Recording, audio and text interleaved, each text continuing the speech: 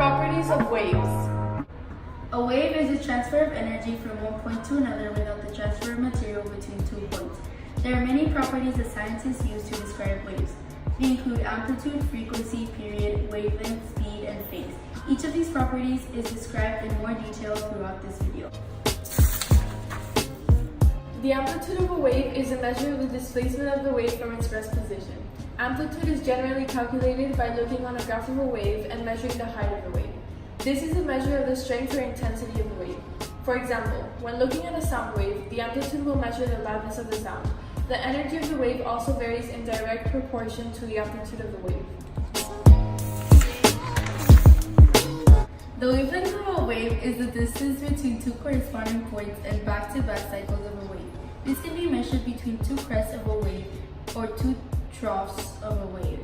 The wavelength is usually represented in physics by the Greek letter lambda. The frequency of a wave is the number of times per second that the wave cycles. Frequency is measured in hertz or cycles per second.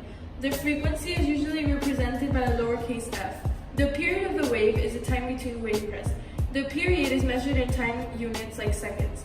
The period is usually shown by the uppercase T. The period and frequency are closely related to each other. The period equals 1 over the frequency and the frequency is equal to 1 over the period.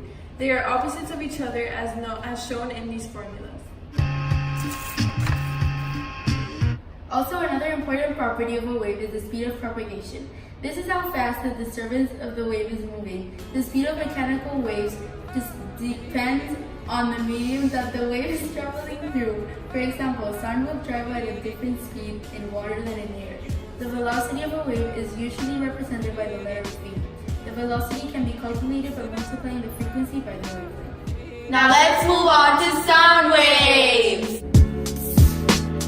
A sound wave is caused by the vibration of air molecules in between the source and the listener.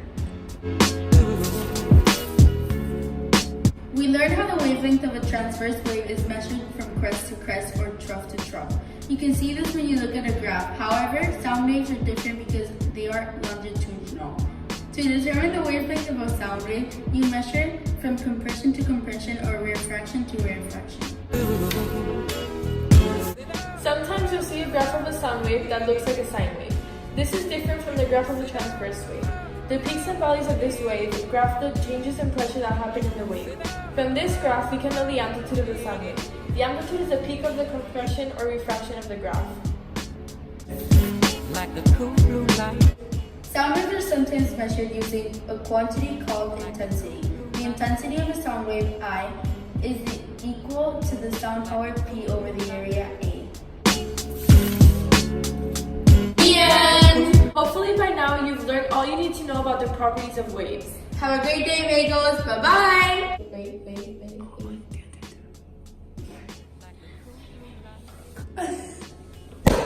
No.